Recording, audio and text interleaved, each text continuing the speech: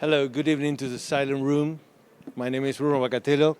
I am financial services partner for IBM Consulting in Chile.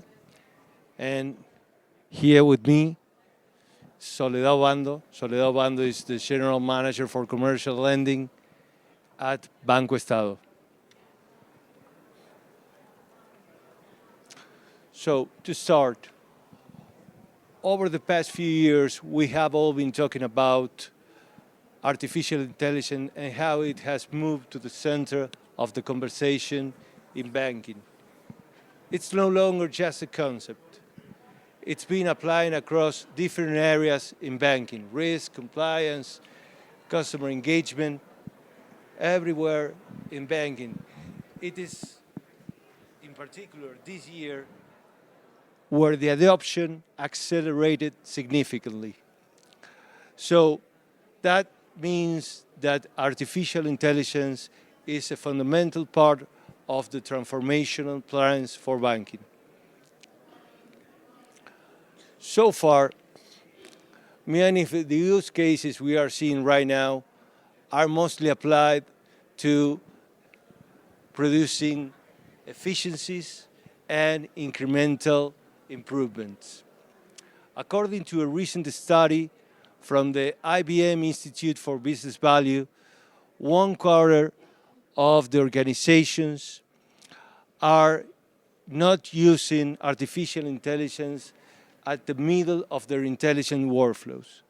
That means that they are avoiding using artificial intelligence for growth, for changing their current business models. As you can imagine, this is a huge opportunity ahead. And continuing with this study, we are forecasting that for the end of 2026, intelligence workflows will multiply by 12 in banking. That's huge. That will be a complete shift in how the work is being performed in banks and how it will change the customer interactions of customers with the banks. This kind of innovation that is particularly important in banking is regarding, or it can leverage the richness of the data the bank manages, and as well take advantage of the complexity of the current processes that the bankings are now performing. So this kind of innovations is part of the soul of Banco Estado, and it's also part of the story of collaboration we, IBM and AWS, always try to have with the bank. So let me just give you a very brief story of the past. 60 years ago, Chile was undergoing a very important technological change. By the end of 1969, IBM and Banco Estado defined and deployed the first teleprocessing network in Chile.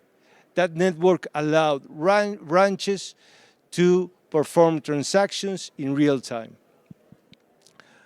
That, my friends, was the beginning of the innovation and the modernization process for the Chilean industry in banking. Now, Banco Estado processes more than 1 million transactions per month on IBM technology. You know, this history, this epic, is what we wanted to repeat last year.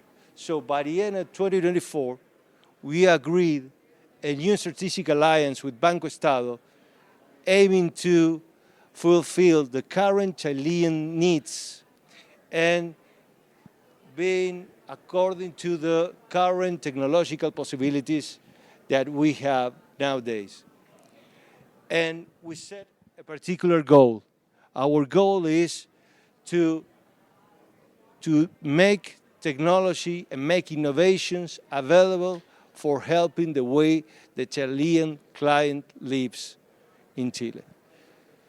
So before going further, I would like Soledad to talk about what Banco Estado is doing right now. Okay, thank you, Bruno. Good afternoon, everyone. I'd like to begin by thanking Amazon Web Serve for inviting me to be a part of this event, and especially IBM for inviting me to talk about the work we do at Banco Estado in Chile and our partnership for the development of one of our recent innovation. And apologize for my limited English, why I will be giving my pitch, my presentation in Spanish. Isabel, help me. Yes, okay. Bueno, contarles que Banco Estado es un banco público que tiene como principal misión, ¿no?, buscar acercar la innovación tecnológica a las personas y a las empresas. Tiene 170 años de existencia y en este tiempo hemos desarrollado importantes innovaciones financieras que han permitido que el banco sea un actor relevante en la inclusión financiera en el país, como la cuenta RUT, que es la tarjeta de débito universal que existe en Chile, las cajas vecinas, que es nuestro proyecto de corresponsabilidad bancaria, y el programa de microfinanzas que se desarrolla a través de una filial del banco que se llama BM. Hoy el banco tiene más de 17,5 millones de clientes. Chile es un país de 20 millones de habitantes, ¿no? 17,5 millones son clientes del banco. 15 millones de estos clientes tienen una cuenta RUT, ¿no? El app financiera del Banco Estado es la más descargada en Chile después de las aplicaciones globales, ¿no? Con 12 millones de descargas, y de esos 12 millones de clientes, la mitad es cliente habitual, ¿no? Es un cliente que la usa todos los días, ¿no? Tenemos 20 millones de cuentas de ahorro, 42,000 cajas vecinas, 500 sucursales, somos el banco que más sucursales tiene en Chile, ¿no? Contamos con 1,2 millones de clientes que son empresas o instituciones, que es el 90% de los empleadores de Chile, ¿no? Y lo más importante, que recientemente nos hemos encontrado como el número 1 en el otorgamiento de financiamiento para la vivienda en Chile. De esta manera, el banco es un ecosistema que reúne prácticamente todos los empleadores, todos los trabajadores en Chile y por donde pasan la mayoría de las relaciones económicas del país. Banco Estado is a 160-year-old bank controlled by the Chilean government. Its social mission is bringing technology innovation to customers and companies in Chile. Its key role in promoting financial inclusion in Chile, including universal debit card, banking correspondence, and microfinance programs. Among the 20 million people population in Chile, 17.5% of them, 17.5% million hold one or more Banco Estado products. Banco Estado app is the #1 in downloads in Chile, holding 12 million active users, and 50% out of them use the bank on a daily basis. Banco Estado has 1.2 million commercial clients that account for more than 90% of the total employers in Chile. It makes it the leading mortgage credit company in Chile. Es en este contexto, entonces, donde en los últimos años la innovación ha tenido un lugar central en la gestión del banco, ¿no? Y ha sido un pilar estratégico con el objetivo de impulsar el ecosistema que el banco es. Es en este sentido que hemos desarrollado nuestro trabajo en 3 grandes líneas. La primera tiene que ver con la transformación digital, la experiencia digital y física de los clientes, que combina ambas experiencias de manera de educar digitalmente a aquellos clientes que están más rezagados en el uso de tecnología y al mismo tiempo tener un nivel de excelencia en la atención de aquellos clientes que son más hábiles con la tecnología y por lo tanto más exigentes. El segundo pilar tiene que ver con cómo impulsamos el ecosistema financiero que el banco es. Esto significa cómo articulamos la relación entre los clientes, empresas y las personas que circulan dentro del banco, ¿no? Y por último, cómo impulsamos el desarrollo sostenible del país a través de poder impulsar los proyectos y el financiamiento de proyectos que transforman, ¿no?, la forma en que se produce en Chile y la hace más amigable con el medio ambiente. Algunos ejemplos que salen ahí nombrados en la lámina, en la slide, de proyectos que estamos desarrollando en ese sentido. Uno que me toca participar muy de cerca, RootPay. RootPay se constituye como la evolución digital de cuenta Root. Es la primera super app chilena, ¿no?, que va a acompañar la vida de todos los habitantes de Chile, la vida diaria de todos los habitantes de Chile. En 9 meses ya tiene 1,4 millones de usuarios y la mitad de estos usuarios, 60% en realidad de los usuarios, son usuarios recurrentes de esta super app. Así que estén atentos a lo que vaya siguiendo, lo que vaya ocurriendo con RootPay. Además, tenemos un programa de financiamiento a startup que financia este tipo de emprendimientos dinámicos cuando están en etapa de escalamiento, ¿no? Llevamos 2 años en este programa, ya son 100 startups, 40 millones de dólares, y que han servido para que los emprendedores no se sigan diluyendo o puedan optar a hacer inversiones que les permitan ir mejor a una próxima ronda de inversión. Y por último, nuestro programa Impacto Más es Impacto Verde. Impacto Más hace vinculación entre las grandes empresas y las pymes, de manera que les permite a las pymes acceder a financiamiento con el apoyo de la gran empresa en mejores condiciones. E Impacto Verde lo que hace es algo parecido, pero además incorpora financiamiento para proyectos de inversión verdes, como por ejemplo de eficiencia energética, energías renovables no convencionales, electromovilidad, economía circular, incluyendo la construcción de viviendas sustentables. Over the last years, innovation has become a strategic pillar to accelerate Banco Estado's business by pushing the ecosystem model to raising the bar for its services and expanding its role beyond daily banking. 3 strategic initiatives are built around this priority. Number 1 is digital customer experience, both for helping educate non-tech savvy customers and to the new generation.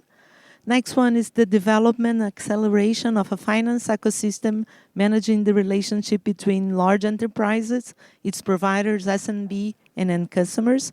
And finally, to accelerate the sustainable development of the country.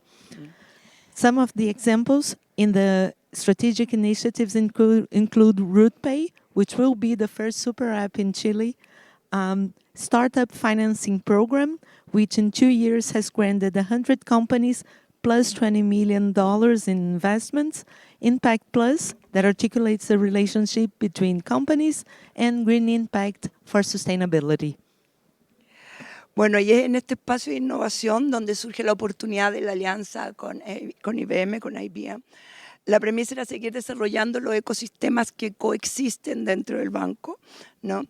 Y luego de un proceso de análisis estratégico decidimos avanzar en el ecosistema de vivienda y construcción. ¿Por qué decidimos esto? Bueno, porque Banco Estado es el número 1, como dije ya, líder en Chile en el financiamiento de hipotecarios, o sea, de financiamiento para la vivienda, porque tenemos una importante participación en el financiamiento de los proyectos de construcción y de vivienda. Somos el número 1 también con nuestra banca inmobiliaria financiando los proyectos que construyen las viviendas, porque tenemos una potente base de clientes que son proveedores de diversos servicios que se requieren para equipar bien tu hogar. Paisajismo, termopaneles, paneles fotovoltaicos, ¿no? Y contamos con la capacidad de poder hacer conexión con startups que pueden mejorar el servicio para las personas que están comprando su vivienda, ¿no?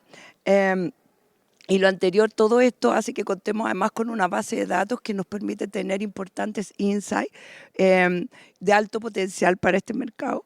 Y también tenemos una estrecha relación con todos los actores del ecosistema público-privado, gremios, Estado, etc. When the innovation space was born, the opportunity to collaborate with IBM Consulting and AWS, the main assumptions were to build an ecosystem coexisting with the existing banking teams of developers. It started with the strategic analysis that led into accelerating a housing construction ecosystem. The decision for deciding when and why to invest on housing Number one was that Banco Estado is the leader in mortgage loans in Chile. It has a large percentage of investments in financing, construction, and other housing initiatives. And Banco Estado holds a close relationship with the government and large companies in the industry that helps accelerate the connection between the actors in the ecosystem.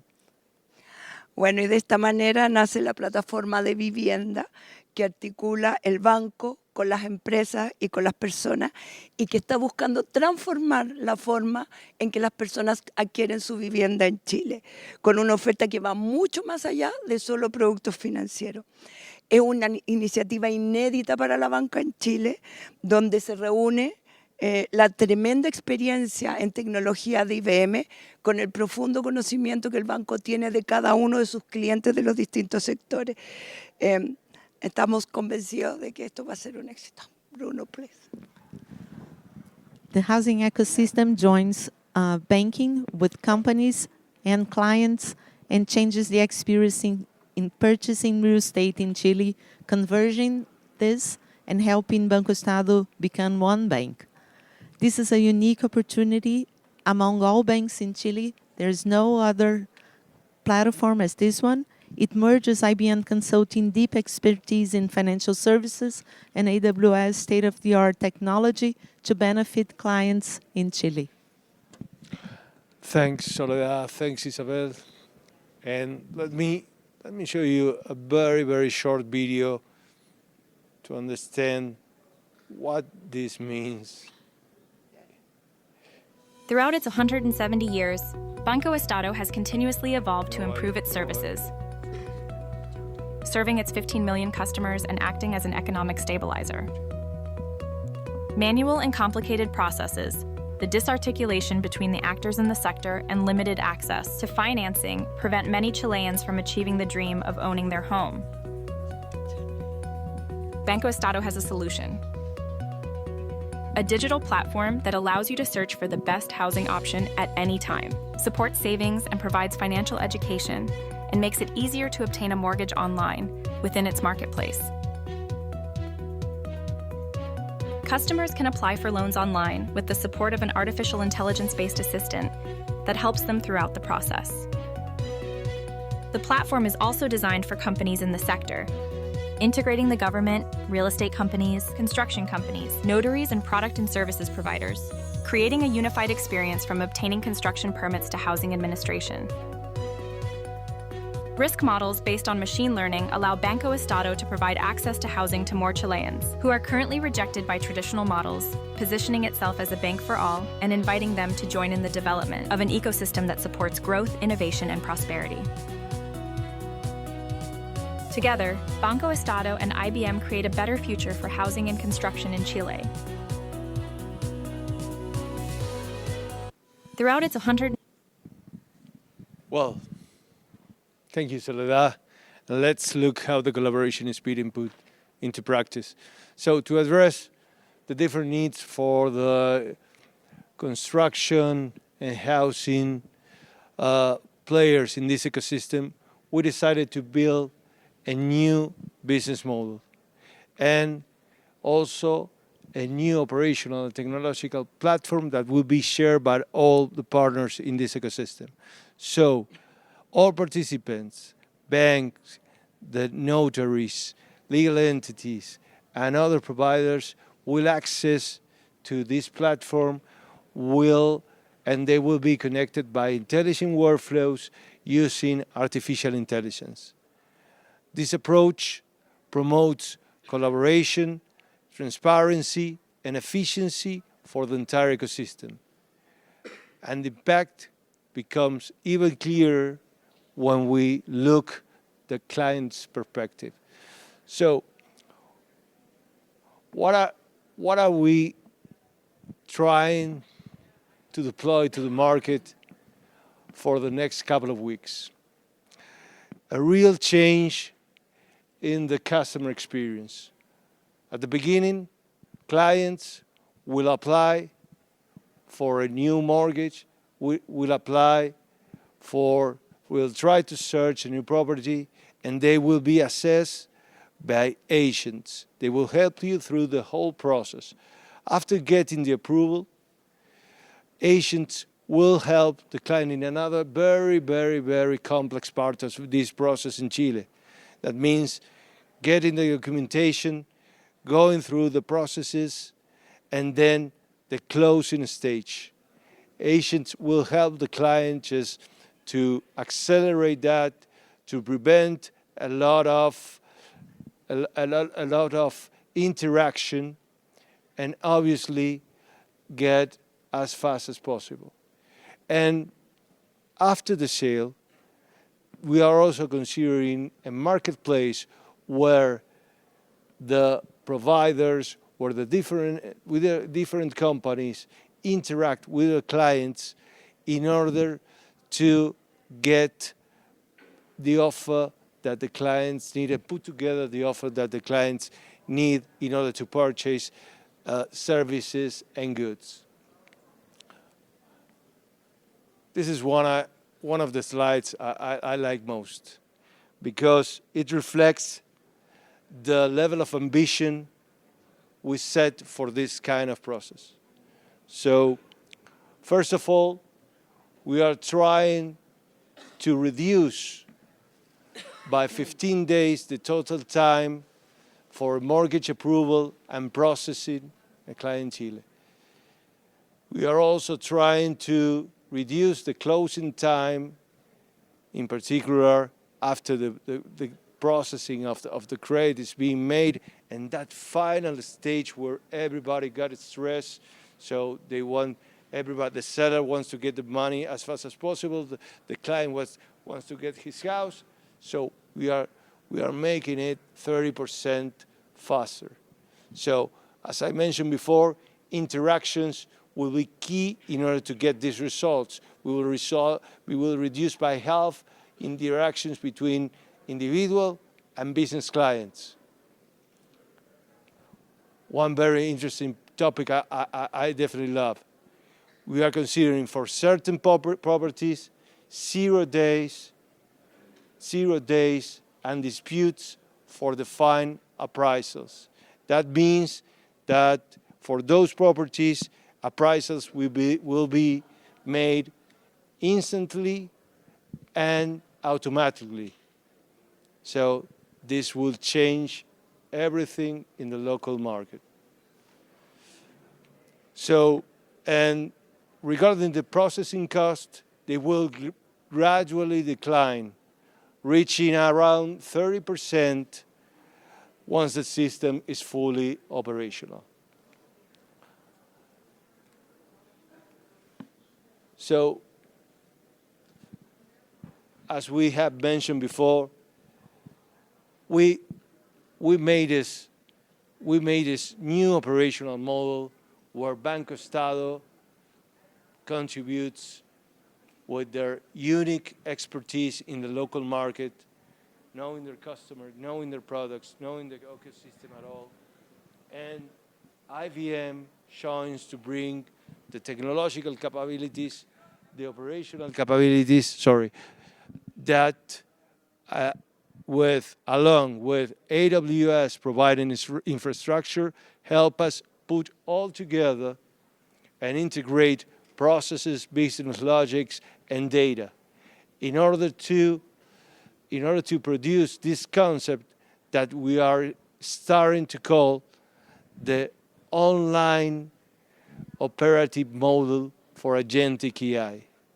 That will be a combination of forces, of different sources where people and agents will interact, and will help us foster the culture that Banco Estado pursues with our capabilities in order to create new ways of working for Chile and for the customers. So, obviously that a great part of this conception and this implementation is allowed by our very strong partnership with AWS. Our partnership grew very rapidly during the last 4 years We made huge steps every year, and so it allows us to build and deploy very complex solutions in just in a very quick time. And also, it helps us strengthen our teams in advanced technologies. Uh, and this is, we believe that this will get even better.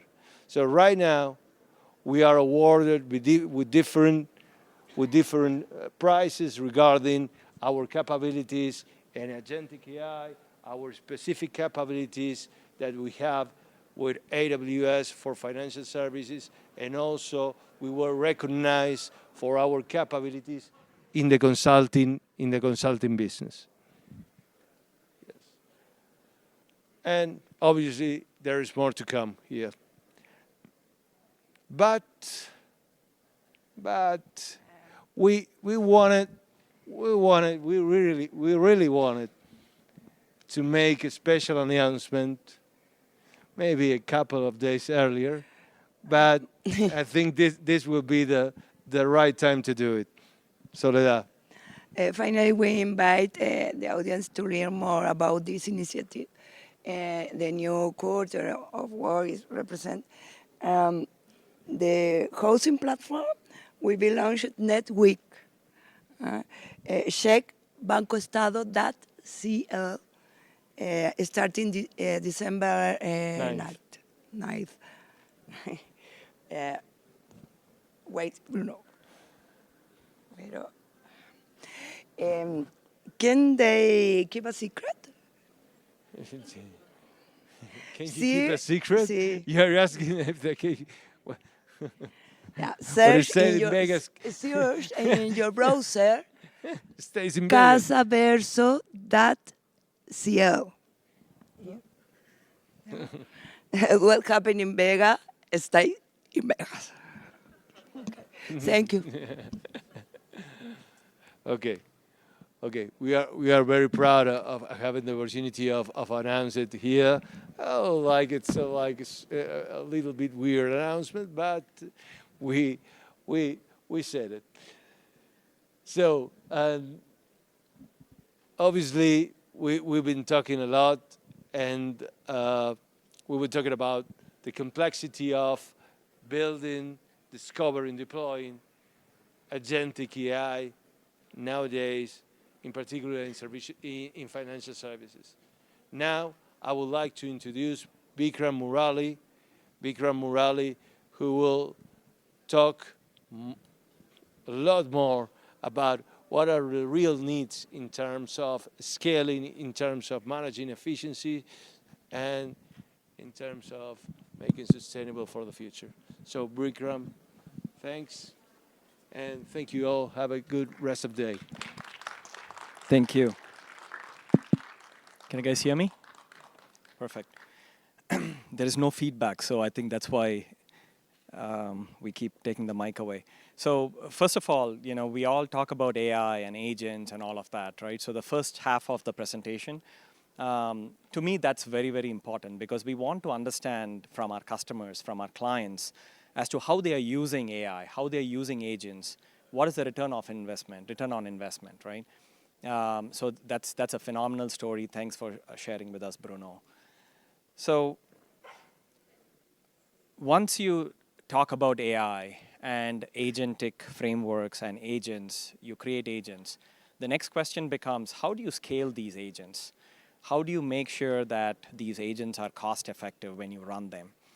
And what we are seeing from an IBM perspective is our customers on AWS, they are building more agentic capabilities than ever in the last, I would say, probably 12 months. The pace of adoption has accelerated dramatically. Now, when this happens with any new technology, when any new thing that comes in the field, we see a few issues. So one of the first issues we see is around the dynamic nature of agentic AI. And what I mean by that is, so imagine in place of agents, if you had an SRE doing some work or a human doing a work, there were predictive paths that human would have taken, from run books and things like those. But now with agentic AI, it's really, really complex and dynamic in the sense that agents are, they can think about various different paths, and you cannot predict which path they will take. And that's the whole purpose of an agent, right? They are autonomous. They can they can think about different paths. They can evaluate much faster than humans can. So there is much more complexity involved in running these agents at scale. So that's one of the first problems that we see. The second issue that we see is the diverse infrastructures and tools that these agents will have to connect to. So in agentic AI, one of the things that I've had so many customer conversations since morning, one of the common theme that is coming up is customers want to use agents, clients want to use agents to take automated actions. That's the whole point. Now, how much do you trust an agent from taking an automated action? And if you have to take an automated action, you may have to give up control. You may have to give connectivity to agents to multiple infrastructures. The agent could be running on one cloud, but the infrastructure and tools that it needs to connect to could be running on any cloud, could be running on-prem. So you have to give up that control. So that's the second biggest barrier that we see, is the diverse infrastructure and tools that these agents will have to connect to. The third area that we see is the rapid change. I mean, if you take like a week off, go on vacation, go on a cruise and come back, there'll be a new platform, a new, something to do with agentic AI, a new method to create agents, to monitor agents, observe agents. So this field is rapidly evolving, and we see customers struggling to adapt. And if you look at traditional development methods and development practices, there was a particular rhythm in doing things. Now that rhythm has completely gone out the window. So customers and clients and end users have to rapidly evolve and change when you talk about using agents and then having these agents in production and scaling them and so on and so forth. So these are some of the areas we believe customers are struggling with. Now, what do you do about it? To make agents really enterprise ready, we deal with large enterprises. I mean, the previous example was a bank. We deal with banks, financial institutions, the insurance industry, so many different large enterprises. So to make sure agents are truly enterprise ready, the number one thing is to make sure that you have enough control and confidence that these agents are reliable and that they can be consistent, they are always available, and they are scalable, right? So these are main areas that you need to concentrate on when you're building and deploying these agents. The second area that we believe that you need to concentrate on is around performance and the value. What is the ROI for, when you deploy these agents?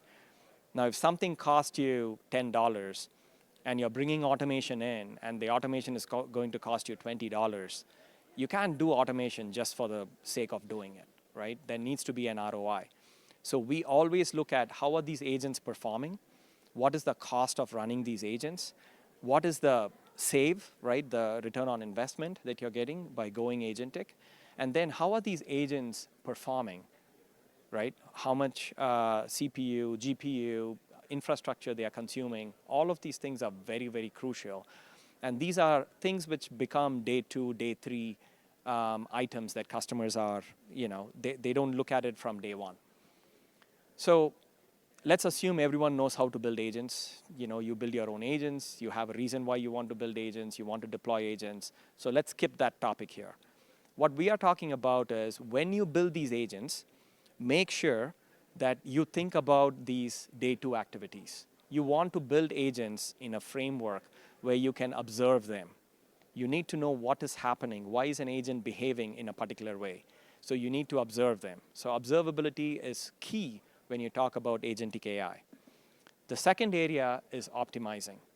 So make sure these agents can run in a particular optimized way, not just with the workload, with a POC, with a proof of value that you established, but when you open the floodgates and when hundreds and thousands of customers come in, these agents need to perform exactly the same way. So performance and scalability are going to be very, very important.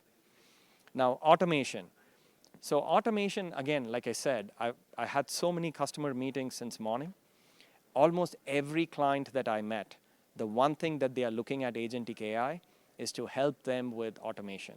Some call it self-healing, some call it automation, some call it auto-remediation. But at the end of the day, how can you remove that human in the loop, or maybe reduce the human in the loop to maybe a one-click approval, right? Let the agent take that decision. So for that, automation is key. And the last area is govern. Now, just because you have these agents and they are taking automated actions, you need to have secure policies in place. So we, as I said, we work with a lot of large enterprise customers, and there are compliance control frameworks in every region, in the Americas, in EMEA, in AP, and so on. And you need to make sure that there are proper governance controls and policies set in place. That way you can control what these agents are doing. Now, if you look at IBM, I come from the IBM automation side. I lead development for IBM automation. And we have these capabilities that we use both. We take it to customers, which helps them observe and automate, as well as monitor these agents. But we also use agents internally. And the next few slides, I'll go through how exactly we do these. Now, the first product that we have, the offering that we have, is called IBM Instana. This is our answer to our application performance monitoring tool. Now, I don't look at agents as something different. Applications are going to be using agents, so which means we should be able to monitor these agents using the same APM tools. We can't invent new tools to say, you're going to monitor agents, so we have to use the exact same tools. So Instana delivers full stack observability, and with that, it delivers AI observability, including agentic observability as well. And one of the differences with Instana and some of the other tools in the market is that we collect data every second. Now, there are tools out there that collect data every 5 seconds or 8 seconds or 15 seconds, right? But we collect data every single second. We look at metrics, events, logs, everything that happens around an agent every second. So when it comes to root cause analysis, there's nothing better than this particular offering here. And by the way, everything that I'm going to walk you through the next few slides, we use these within IBM for our own products, both in development and when we run our products at scale for our customers as well. The second one is Turbonomic. Now, Turbonomic started with cost optimization, resource optimization. Now, if you dial back 3, 4, 5 years back, when ChatGPT came on and LLMs were the big craze at that time, everyone wanted GPUs. At IBM, we did have a bunch of GPUs. Every developer wanted GPUs to go do whatever they wanted to do with their ML training. But one thing we found is that about 60% of GPUs were not even being utilized. That's where Turbonomic came in. We turned Turbonomic on our own development practices within IBM. And very quickly, we found that developers were waiting in line because GPUs were not available, and they were assigned to developers who were not even using them. 60% were wastage. So Turbonomic is that tool that can help you from a resource optimization perspective. We don't have infinite resources, right? Capital is, a constant, and it is limited, and you need to make sure that whatever you're spending on, you really need to spend on, and it's not just sitting idle. And especially, cost becomes a huge problem if you're developing on the cloud. The next one is Web Methods. Now, Web Methods is a very interesting offering that we have within IBM. And what Web Methods enables you to do is it enables agents to run in a secure, governed area. And the security and governance is just not for agents. Web Methods is known for API security and API governance. That's where it started. And we are extending that to LLMs, large language models, and multiple enterprise assets. And to us, we see agents as one of those enterprise assets. Again, if you haven't checked out Web Methods, it's our go-to answer from a hybrid iPaaS perspective. So please go check it out. It's the only way to make sure that your agents are running in a more secure and governed way. Now, how do we improve operations with agentic AI within our products? Now, it's not always about telling customers what they need to do. It's about, within Instana, if we look at Instana, it's a product that has been here for 8 years. So we constantly are looking at within the product to see how we can do code optimization within the product. Now, one of the areas that we came up with, this is called incident investigation. So Instana is used for root cause analysis.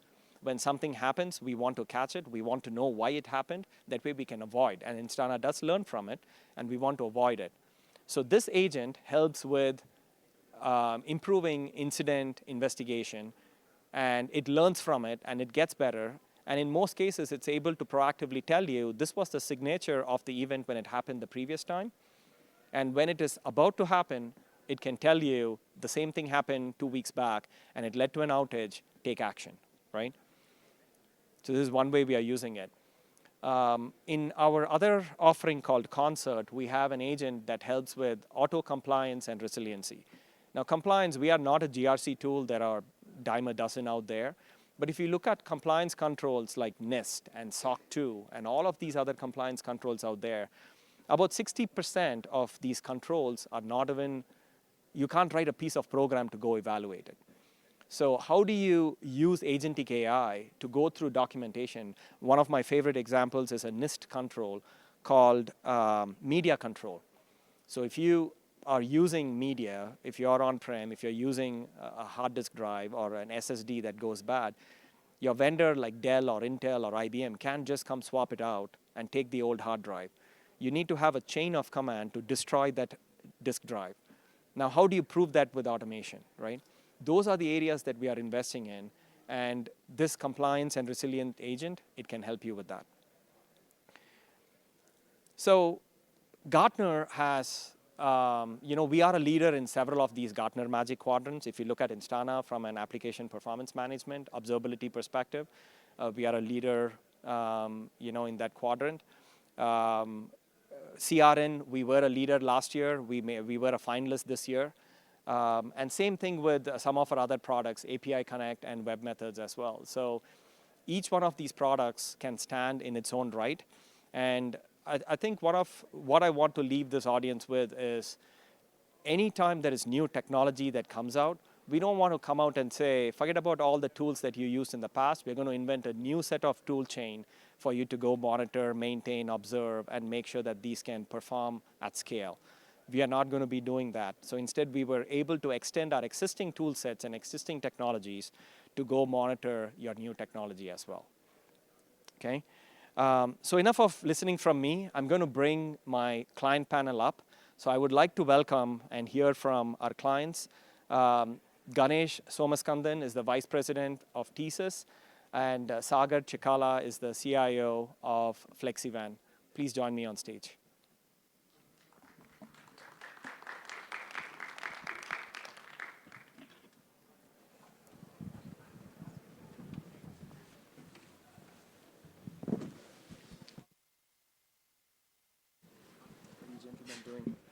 Doing good. Okay. So, Sagar and Ganesh, thank you for joining me today. Now, before we get into AI and how you use it, can you tell us a little bit about your companies, what they do, what business you're in, and some of the challenges that you have faced in the last few years? So let me start with you, Ganesh. Thank you, Vikram. Can you guys hear me? Okay, perfect. So yeah, I'm Ganesh Somaskandan. I am from Global Payments. So basically, we are into the issuing organization where we take care of the payments in every life cycle of the credit card. It starts from either you apply for the credit card, or you swipe your card in the POS terminals. It goes through the authorizations, and it becomes the transaction. Or even when you go into the phases of like your self-management, like an online banking, where you takes care of like you do the card controls or anything you name it, we offer the services for our clients, which are like really high critical mission clients. The main factor what we are doing is like we are obviously in the modernization journey. So with respect to that, like we have the hybrid platform, which means like we have the on-prem and the big cloud presence with AWS. So that's what like our background is, Vikram. Yep. Thanks, Vikram. Can you hear me? So FlexiVan actually chassis leasing company. I think before you understand what is chassis, I want to tell how imports comes, right? Imagine we are getting imports from Asia to US. For example, it's going to Chicago. When a ship arrives at the port, the container discharges from the port and has to go to the warehouse, right? The container doesn't have wheels. So it needs an equipment which has a wheels, which is called a chassis. As you know, the logistics, from a port to the warehouse, you don't have the visibility until it reaches the warehouse, right? So that is where we started the company called American Intermodal in 2016, 10 years back, with a smart chassis concept. So we equipped chassis with IoT devices, like a GPS, which gives the location, velocity. We also have the mount sensor. When a container is placed on the chassis, it tells, and container actually removed from the chassis, it provides the state of the asset. And we also have a weight sensor. It provides what is the weight of the container on top of the chassis. So with all these sensors, capturing the data from the sensors and getting the data from the customers, the terminals, railroads, container yards, getting all the context data, augmenting with the sensor data. That's how we developed supply chain visibility platform, which we call AIM 360. It's very, very helpful because with this one, customers knows when it started from a port, when it's coming to warehouse, they know ETA, when it's going to arrive, so they can plan accordingly, right? It's not only giving the real-time tracking and visibility, it also provides network insights because it generates a customer network where it is actually stuck in that particular journey, how long it is dwelling at a particular warehouse, where is the wastage in that network. So we provide all those insights to the customers such that customers can use it to reduce the cost of operations. As you see the whole journey, we scaled up thousands, then went to the hundreds, thousands of assets. As we increased the scale, we ended up with so many integrations. Integrations with the customers, B2B integrations, getting EDI, getting XML data, integrations for the sensors, integration with the API, the systems, and we ended up, it's really all these integrations working as a silo. It's really, really challenging. That is where we migrated all these integrations into our integration backbone, which is the web methods. No, that is, thank you for sharing that. You know, especially now, we just went past the Thanksgiving holiday last weekend and then going into Christmas. I'm sure from a logistics perspective, it's going to be, you know, a nightmare if you don't have insight into your operations, right? And same thing with global payments as well. It's like, you know, customers nowadays, if you look at the Apple Card and other cards that we are used to, we expect everything to happen instantaneously. So very insightful. So one of the other questions I had for you is, maybe we start with you, Sagar. So what has your company's journey been with AI, and what do you see the future? Okay. I think we just discussed the logistics, right? It's always reactive. I think most of you sometimes face there's a flight delay. When flight is delayed, it impacts the connective flights, right? Same as when a ship is delayed, imagine it's coming from Asia, it has to go to Chicago. So it arrives, the ship arrives at the LA. From LA to Chicago, it might go on a train. So when a ship is delayed, it actually delays all the connected conveyances. So it's very important to address the problem. That is where we started our journey. How can we make the reactive to proactive? So we started a predictive logistics. So same problem, like you have assets, but there is no demand. Where there is a demand, you might not have assets. So there's a lot of network imbalance. So to address this problem, the predictive logistics, we have so much of data, billions of events based on this GPS and all the sensors. We train the data, and we're able to develop a predictive model which is going to actually predict the velocity, supply chain velocity. It's going to predict how many assets the customer needs it. When a container comes, if there is no chassis, container cannot move. So chassis is very, very important. So we're able to predict how many chassis for that customer needs by location, by customer. So that's how our journey started with the predictive logistics. Then, when I explained about the whole GPS and we are able to derive the whole container trip, GPS provides a signature of the trip, node to node. But the main important thing is the container and the cargo inside the container. So it's very important to connect what is inside the container to the chassis, because sensors are on the chassis, which provides the GPS signature. So to connect the container to the chassis, the data we are getting from the ports is not enough. So we install the cameras, each locations, where we get the video feed. Then we implemented AI vision. It's a YOLO model, we use that one. So we have AI vision engine to process those videos, to identify the object, then OCR to derive what is the actual container ID and what's the chassis ID. Once we have the container ID, we have the cargo inside, then we provide the cargo tracking in real time. So that's how we went with the AI vision. Then later, as LLMs came, then we started the journey with the LLM. We implemented our own FlexiGPT. That's an LLM on our own enterprise data. We also expanded LLM to our portal to provide LLM-based user experience. So typical any website, when you go, you click on a link or menus, you provide the data, right? But our portal actually you can ask the questions.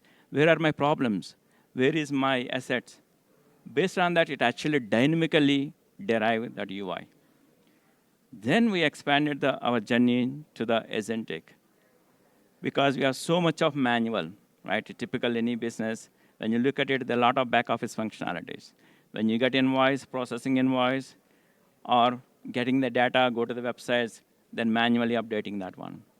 So we implemented MCPs on each legacy system we have it, because agent has to connect to legacy system to perform action.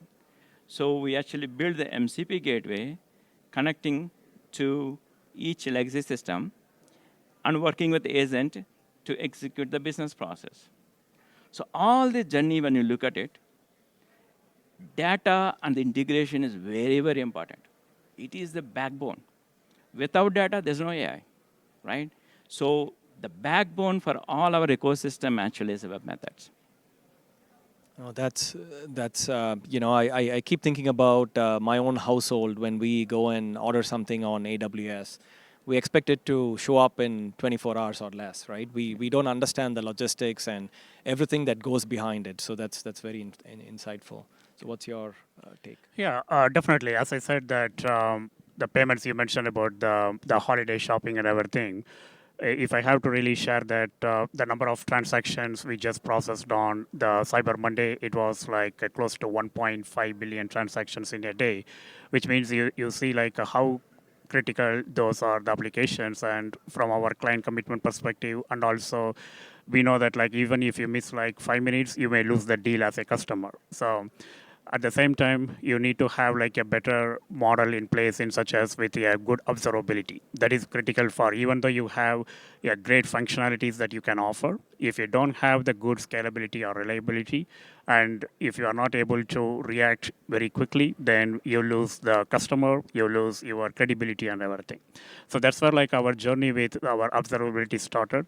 And I would say like even I know like Vikram, you touched base about the Instana. So we started using that in our hybrid platform, because ours is like, it's kind of like, yes, we have the great partnership with the AWS. We have our APIs and other application that runs in the cloud. However, like we have still the on-prem presence with the mainframe and the components. With all these, we are talking about like such a mission critical, we need the complete end-to-end observability and not just like from the static one. So we want to make sure we are taking advantage of every AI solutions that we are getting through the observability tools. The one thing I would say is like the auto healing. That's really like critical. We don't want using the installer, let's say like I just go and set up the alarms and I set it up. That's not the job is done. We want to make sure that like you identify the issues and you don't want to be like a reactive always. You want to be proactive. So you take care of the AI automated based observability so that like you can let it itself like heal the system. There is no need to have. That's where like we are marching towards, and that helped us really on the MTTR. The other one I would say is like the turbonomics. That's again like the very critical because many companies we are in the process of the modernization journey. So the challenge is you need to take care of your on-prem because you have the clients and you have to move it into the cloud. So that means like you have to take care of your cost. And with the turbonomics and other things in the place, that's where like we can get like the more efficiencies with respect to handling your processing. You gave the classic example of the GPUs, which are not used even by the developers and other pieces. So that's definitely where we are marching towards on that. Yep. No, thank you. Thank you for sharing. My next question, and I'll stick with you, Ganesh. So with everything around AI and agentic AI, like I don't know of a single CIO or a C-suite exec who doesn't have AI on their roadmap, right? They want to do something, which means there is a lot of pressure within enterprises to go do something with AI. But then if you look at downstream processes, there are people who are very reluctant to give up control. They are afraid of security and resilience and governance. So how do you tackle that? Definitely, I think that's kind of like a very common questions we get from everyone, including our customers and our clients, because there is always a sensitivity about when you put something in the cloud, where is the security, or when you have the AI, when you lose the control to the AI. It's all at the mindset and like how we are actually like implementing and what is the advantage by doing that. It's not about like we are replacing the resource or it's like we are just eliminating that. The way we see it as like it's kind of like you bringing in the quality of life to your team, to your engineers, because it's not really worth for your engineering team to spend time on the repetitive tasks. Instead of that, they can focus more on more innovation, the more products, which will benefit the customer base and the clients and as a company. So that's one of the rhythm like we try to expand that to across our organization. That name it as any AI generation based one. It's about like productivity and you spend focus on the other things. Yeah. I like it the way you put it. Improve the quality of your engineers. I think that's one good way to sell it. Yeah. Yeah, the technology is evolving, right? Every day we see some product. And as you see the expo, I see a lot of new products I see today. So one of the important factor is we use the technology to take advantage of it and get some revenue, right? Or to reduce the cost. Or sometimes we use the technology because if I don't, I will be left behind. So I have to use it to show the competitive advantage. But I strongly believe that a use case with the ROI dictates the innovation, not the other way. So it's very important to have the business use case to have a successful implementation of any AI project. Well said. I think I started to hear more from clients on that same thought. They don't want to hear about offerings or what they can do. It's all about use cases. So what is the use case and how can you make my life better with what you're proposing, right? So I think that's a good thought. Thank you. Yeah, sorry. I just want to talk about, because when we think about the risk and the speed, there should be always a balance, right? You look at our journey, if I look at as the 3 pillars of all our integrations, one pillar is about all the legacy B2B integration. The second pillar is about API gateway. And the third pillar is all about this MCP gateway, and AI gateway. All these 3 pillars of the integration are orchestrated through IBM Web Methods hybrid control plane. and providing end-to-end visibility. So we are actually migrating to that one. I'm very, very excited about the product, and really kudos to the product team. Thank you. I'll convey that. So thank you, Ganesh and Sagar, for joining me today and sharing your stories. I think it's very powerful. To the audience, thank you. We do have a booth out here. There is the IBM observability booth, the web methods booth. And go check it out. Go check out our demos. And if you have any questions, feel free to stop by the booth and talk to our technical folks there. They'll be more than happy to answer any questions you have. Okay? Thank you and have a good one. Thank you, Vikram.